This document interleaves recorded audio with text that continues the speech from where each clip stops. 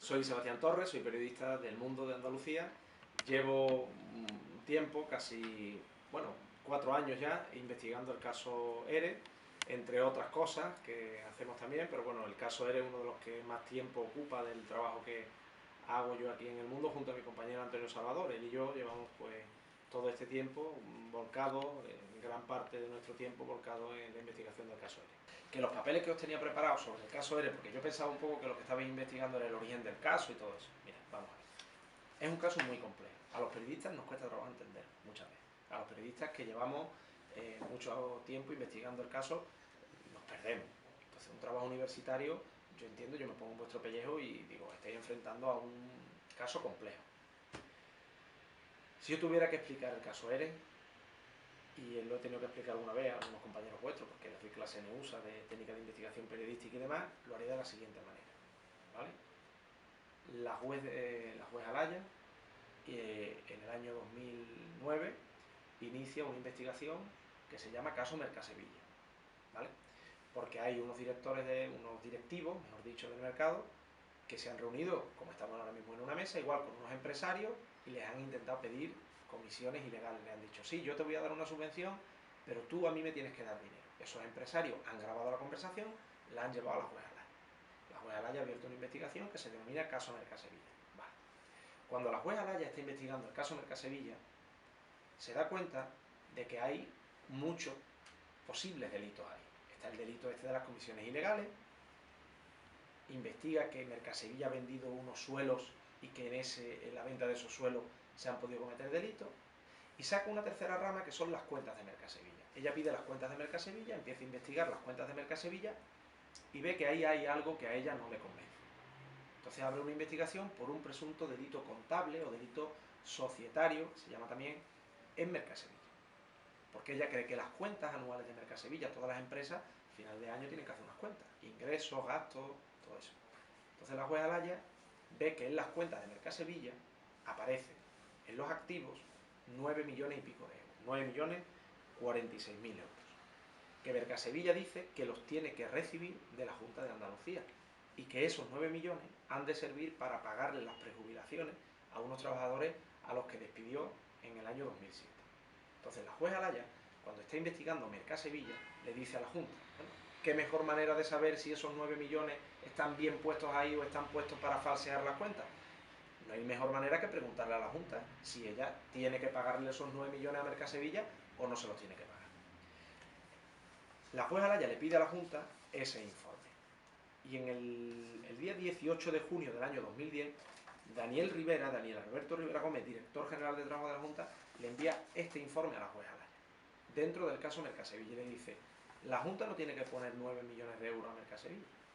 Es verdad que existe un papel de un director general de la Junta que dice que le paga el dinero a Mercasevilla, pero aquí, eso es un papel que ha hecho ese director general, aquí no ha habido ningún procedimiento de subvenciones conforme a la ley de subvenciones que ampare esa subvención de 9 millones de euros.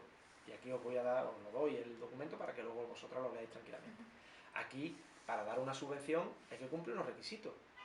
Tiene que haber una convocatoria, se tienen que acreditar para qué se va a destinar la subvención al final, y hay que publicarla en el BOJA, uno de los requisitos de las subvenciones, que se tienen que publicar en el boletín oficial. Y aquí no ha habido nada de eso, por lo tanto, como aquí no ha habido nada de eso, no hay ninguna deuda con Mercasevilla.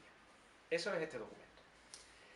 Nosotros, como periódico El Mundo, y la Policía Nacional, paralelamente también, vimos este papel. Nosotros en el periódico, a través de una fuente, nos llega, oye, habéis visto este documento, es muy interesante. Nosotros empezamos a investigar ese documento porque sabíamos que había muchas empresas que habían prejubilado a sus trabajadores con fondos de la Junta, y nos preguntábamos si todas estaban en la misma situación de Mercasevilla, es decir, si todas ellas habían recibido las ayudas sin que se hubiera producido realmente un procedimiento administrativo adecuado, con publicidad, con transparencia. Empezamos a hacer esta investigación, después supimos al cabo del tiempo que la policía, que la juez Alaya a través de la policía, iba en la misma línea. ¿Vale? Entonces, el periódico, el día 27 de diciembre del año 2010, cuando todavía no existía el caso ERE, publicó esta noticia. La Junta ha estado pagando prejubilaciones de manera ilegal durante casi una década.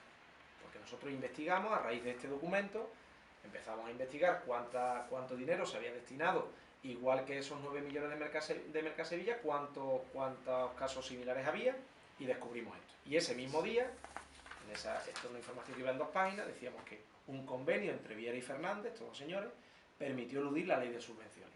Ese es el caso ERE. Lo que ya se contaba aquí es el caso ERE. Este es el convenio. Un convenio de cuya existencia fue el mundo el que informó. Este es el convenio, que también os lo doy para que lo tengáis. Este convenio se considera el origen del fondo de reptiles. Hasta este día, el día que se firma este convenio, según la jueza Alaya, se crea un procedimiento administrativo y legal para repartir dinero a diestro y siniestro sin que nadie se entere. ¿Vale? Este es el convenio. Después, la jueza Alaya, el 19 de enero, abre las diligencias previas, todavía nadie tenía noticia de ello porque el caso no se había notificado a nadie, y el día 23 de enero nosotros publicamos que la Junta ha usado 695 millones en 10 años para pagar prejubilaciones de forma ilegal. ¿Vale? Digamos que esto es el origen del caso ERE. Estos documentos que os entrego aquí, el informe del director general de trabajo y las 3 publicaciones que hizo el periódico. Esta cifra, cuando en febrero de ese año se hizo público el atestado de la policía, coincidía prácticamente, había alguna pequeña diferencia, pero coincidía prácticamente, porque era muy sencillo, era muy fácil de investigar. Simplemente había que coger el presupuesto de la Junta de Andalucía desde el año 2001 en adelanto, el año 2001 es el año en el que se firma este convenio, y sumar el dinero de la partida 31L, que era la partida que se dedicaba a pagar prejubilaciones. Sumabas el dinero de la partida 31L y te arrojaba 695, no me acuerdo ahora mismo, pero por aquí tiene que venir. 695 millones de euros y algo más, ¿no? ¿Vale? Ese era el dinero de la partida 31L. Y eso fue lo que publicó El Mundo. No teníamos muchas fotos de Viera y Fernández, como veis, publicamos las mismas fotos con un mes de diferencia, y ese es un poco el origen del caso ERE. El caso ERE surge de Mercasevilla, porque cuando la jueza Alaya le pregunta a la Junta, si la dice, oye, Mercasevilla dice que vosotros le tenéis que pagar 9 millones de euros para prejubilar a los trabajadores, ¿es verdad? ¿O se lo ha inventado Mercasevilla? Y la Junta le dice, no es verdad, no se lo ha inventado, porque es verdad que existe un papel de un director general dándole el dinero, pero ese papel no tiene validez ninguna porque aquí no ha habido ningún procedimiento público de subvención. Entonces empezamos a tirar del hilo y descubrimos que no lo había habido en Mercasevilla, pero no lo había habido en ninguna de los otros cientos de empresas que durante 10 años habían recibido, o más de 10 años, habían recibido dinero del fondo de reptiles. Eso fue una investigación periodística que coincidió en el tiempo con una investigación policial, porque claro, este documento fue el que puso en alerta a la jueza Alaya, a la policía y a nosotros como periódico también, de que algo no estaba funcionando bien. Ha dicho que lleva 4 años investigando el caso de los ERE falsos. ¿Y podría explicarnos brevemente en qué todo el procedimiento y eso? Bueno, el caso ERE básicamente consiste en el uso por parte de la Junta de Andalucía de un dinero público del presupuesto para pagar prejubilaciones en empresas a trabajadores andaluces. ¿Eso qué quiere decir? Bien, una persona se jubila cuando llega a los 65 años, se puede jubilar y puede cobrar una prestación por el Estado después de haber estado toda su vida trabajando. La prejubilación es jubilarse pues antes, dejar de trabajar antes de cumplir los 65 años. Cuando una empresa entra en crisis o cuando una empresa no tiene dinero para pagar a sus proveedores, a sus trabajadores, una de las medidas a las que primero recurre es echar a la plantilla. La Junta de Andalucía lo que hacía era rescatar a los trabajadores y pagarles su sueldo, pero cuando todavía no habían llegado a los 65 años. Por ejemplo, un trabajador con 55, con 60 se quedaba en el paro porque su empresa iba a cerrar y la Junta utilizaba ese dinero para que ese trabajador siguiera cobrando hasta los 65 años. ¿Cuál es el problema en el caso de los ERE? Pues que eso se hacía sin que hubiera una convocatoria pública de subvenciones, sin que se supiera que eso se estaba haciendo, utilizando el dinero mediante un procedimiento interno dentro de la Junta un poco opaco, que no se sabía realmente para qué se utilizaba el dinero, y de manera pues favoreciendo a algunas empresas y a algunos trabajadores frente a otros que no tenían acceso a eso. Es decir, que hay trabajadores que con 55 años se han quedado en el paro porque su empresa ha cerrado, y hay trabajadores que con 55 años han seguido cobrando hasta los 65 su dinero como si nada hubiera pasado, porque han recibido la ayuda de la Junta de Andalucía. Unos sí y otros no. Y en medio de ese proceso hay mucho dinero que se ha perdido porque se lo han llevado con seguidores, intermediarios, en fin, gente que se ha aprovechado para quedarse con el dinero. Vale, y usted como periodista, más o menos que conoce bien el caso, ¿cree que la investigación judicial se está llevando bien? Bueno, yo creo que la investigación judicial es muy compleja, muy complicada. Estamos hablando de un caso ingente de un fraude impenetrable.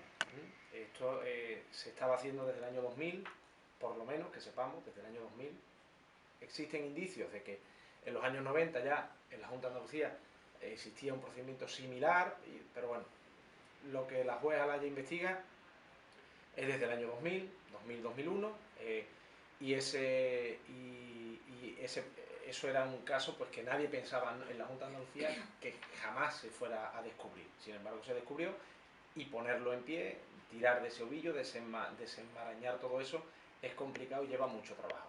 La juez Alaya, bajo mi punto de vista, está haciendo en ese sentido un gran trabajo y está haciendo una investigación, pues dentro de los medios que tiene, bastante importante.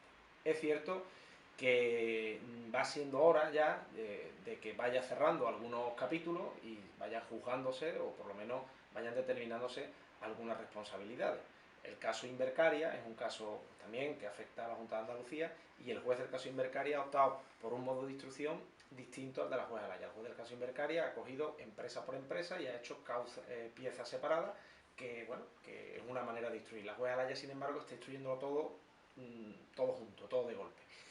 Bueno, eso, si ella es capaz de sacarlo adelante, bien, a ver el tiempo que tarda. ¿Qué opina usted sobre el abuso del aforamiento que poseen las personas públicas, sobre todo en el caso de los eres falsos? Bien, bueno, en España existe evidentemente un exceso de número de personas aforadas. Hay muchísimos aforados en España. Todos los diputados autonómicos en Andalucía, en Murcia, en Castilla-La Mancha, en todas las autonomías, están aforados. Los jueces están aforados. Es verdad que debe existir un aforamiento, digamos, del que se puedan beneficiar ciertas personas, porque si no, en fin, todo el mundo estaría permanentemente presentando querellas contra el presidente de la Junta, contra el presidente del gobierno, contra cargos públicos importantes, y sencillamente, bueno, pues para desahogarse. Para evitar que eso ocurra, para evitar que la gente utilice los tribunales para desahogarse contra estos dirigentes políticos, está bien que exista el aforamiento. Lo que no se puede convertir el aforamiento, lo que no se debe convertir el aforamiento, es en un privilegio para eludir la acción de la justicia. Eso es lo que no se debe convertir. El aforamiento no sería, bajo mi punto de vista, ningún problema si en España los tres poderes básicos, los tres poderes del Estado, estuvieran realmente separados, que son, como ya sabéis, el poder legislativo, el poder ejecutivo y el poder judicial. Si el poder judicial fuera absolutamente independiente, el aforamiento no sería, bajo mi punto de vista, ningún problema. ¿Qué ocurre? Pues que los tribunales superiores, que son los tribunales que juzgan o que investigan a los aforados, como por ejemplo el Tribunal Supremo, pues son tribunales que dependen en exceso del poder político. Dependen en exceso, porque existen nombramientos, promociones internas que dependen en exceso del poder político. Lo ideal sería que la separación de poderes funcionara realmente y que ciertas personas sí tuvieran un aforamiento para evitar que el ciudadano pues, se desahogara, o que la oposición política se desahogara permanentemente presentando querellas, presentando denuncias. Eso sería lo ideal.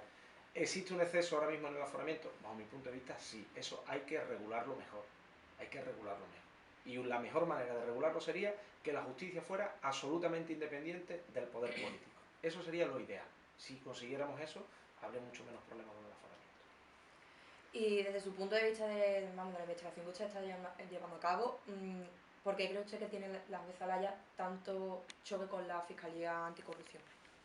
Bueno, no existe tanto choque con la Fiscalía Anticorrupción.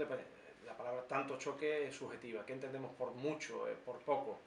Es normal que en un proceso de las características del caso de los ERE, haya momentos en los que haya fricciones entre la juez y el fiscal. Básicamente, el choque o el enfrentamiento o la disparidad de criterios entre la juez Alaya y la fiscalía se ha producido o se produce en un hecho concreto, en el modo de instruir. La fiscalía considera que la juez Alaya tiene que, en lugar de hacer un macro proceso enorme de miles de folios en el que puede haber, pues de momento van más de 200, casi 250 imputados, pues no sé si al final habrá 300 o los que sean, la Fiscalía considera que debe hacer una pieza para enjuiciar, por ejemplo, el caso del ERE de la empresa Surcolor, por citar una de ellas, otro para el ERE de la empresa Primayor, otro para el ERE de Itemasa, otro para el ERE de Itasal, en fin, hacer pequeñas piezas, una por cada caso en concreto, e ir desbloqueándolos poco a poco. Eso es lo que la Fiscalía ahora mismo, es lo que colisiona un poco con la jueza Laya.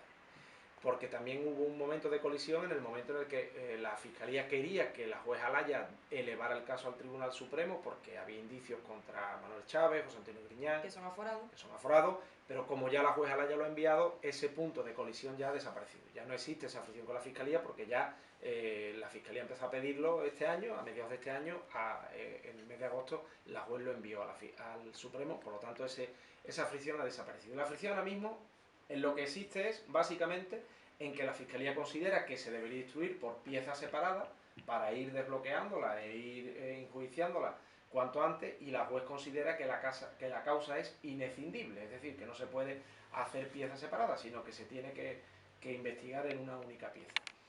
Bueno, yo creo que eso forma parte del sistema judicial, que la Fiscalía tenga un criterio, que el juez tenga otro. Bueno, para eso están los órganos superiores, como la Audiencia de Sevilla, que son los que tienen que resolver ese tipo de disputas entre uno y otro y otra parte, en este caso entre la juez y la Fiscalía, y la audiencia en la que se viene pronunciando.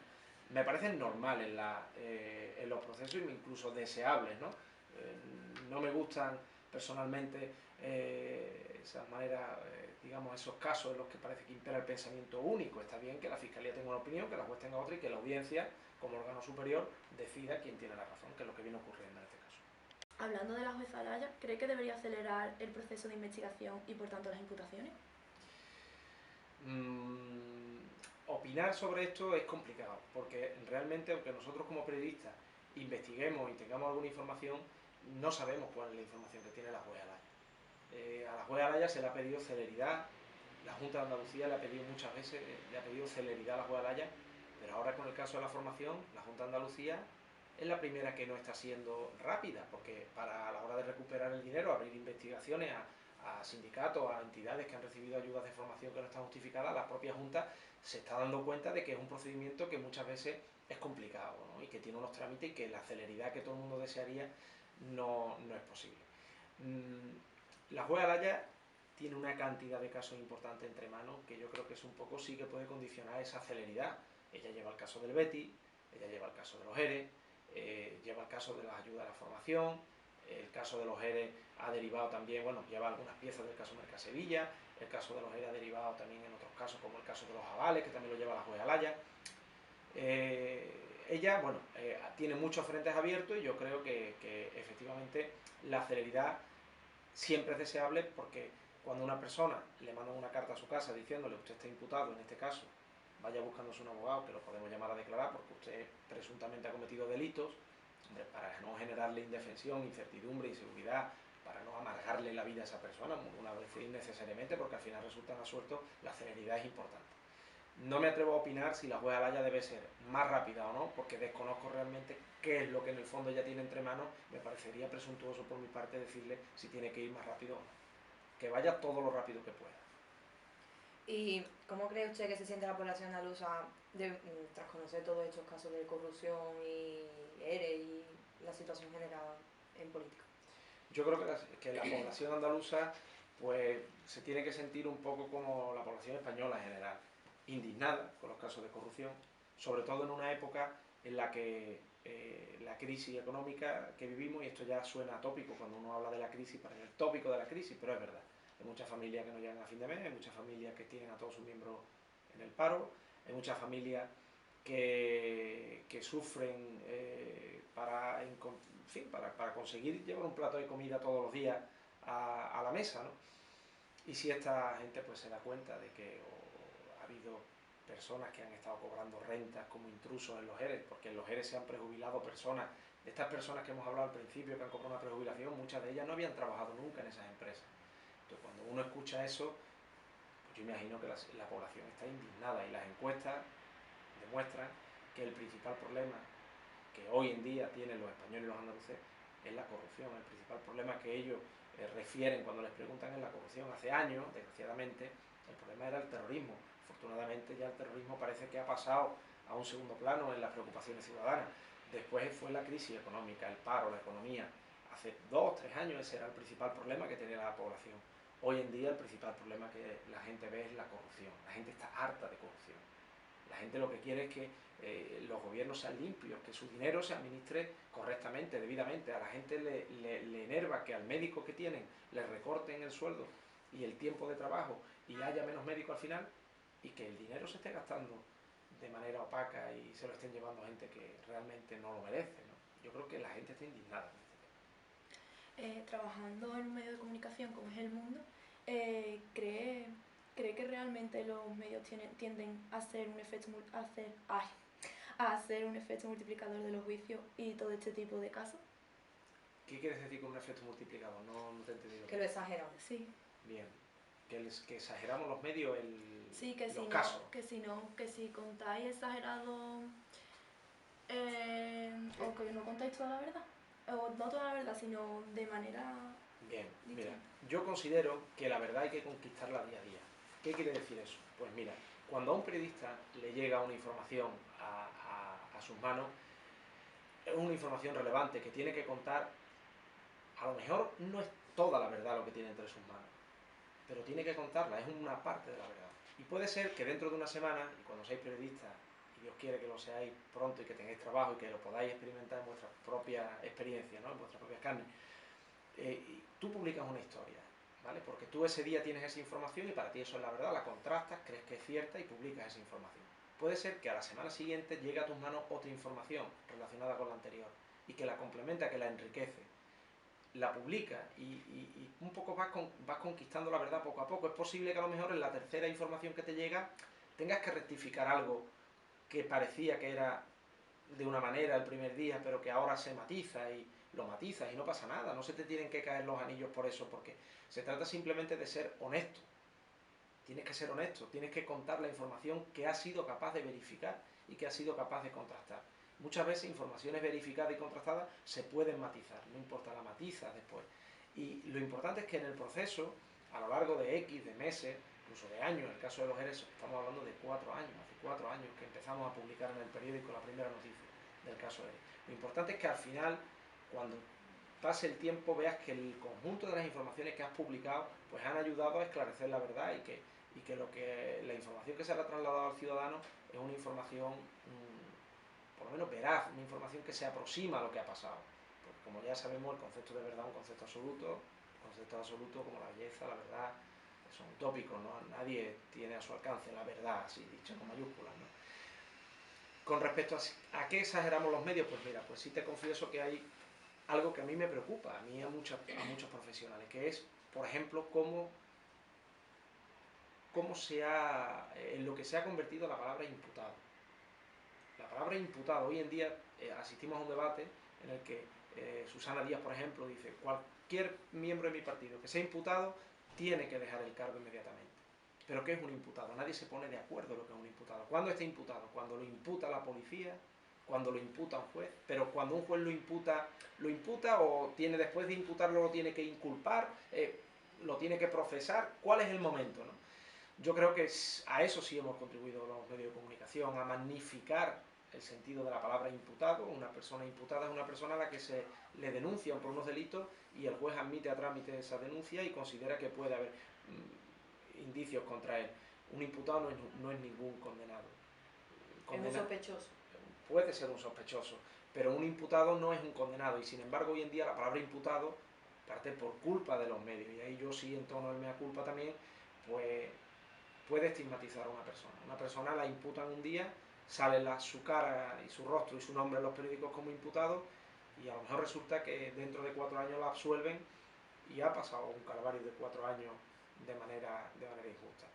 También dicho esto, creo que hay que diferenciar entre dos cosas, entre las responsabilidades penales, que son de las que estamos hablando, y las responsabilidades políticas, que son otras distintas.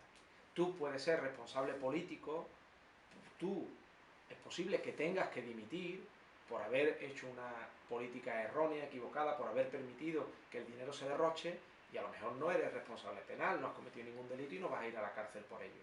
Sin embargo, hoy en la política eso se confunde. Hoy parece que si no has cometido delito no tienes que dimitir, cuando eso no debería ser así. Si has cometido un delito, tienes que ir a la cárcel. Para dimitir no hace falta cometer un delito. Para dimitir hace falta demostrar que eres un incompetente como gestor público. Y si tú demuestras, o se ha demostrado que eres un incompetente como gestor público, que tus principios, que tu manera de gestionar no es la adecuada y que lo que provoca en lugar del desarrollo y el crecimiento es el derroche y la corrupción, tú tienes que dimitir. ¿Entendéis? La responsabilidad política es una cosa, la responsabilidad penal es otra. Los medios, resumiendo, ¿en qué entiendo yo que a lo mejor pues, nos hemos ido un poco, hemos exagerado, pues en que se ha magnificado el fenómeno de la imputación, desgraciadamente. Hay mucha gente que es imputada y después resulta suelta y, pues, bueno, si no son políticos sobre todo, pues si son políticos, en fin, están ejerciendo un cargo público, no digo que les vayan el sueldo, pero bueno, sí que están sometidos al escrutinio público. Pero algunas personas particulares, privadas, empresarios, ciudadanos de a pie, que se han visto metidos en un lío, pues los han imputado y al final han resultado sueltos y a ellos sí que se les ha podido perjudicar mucho más.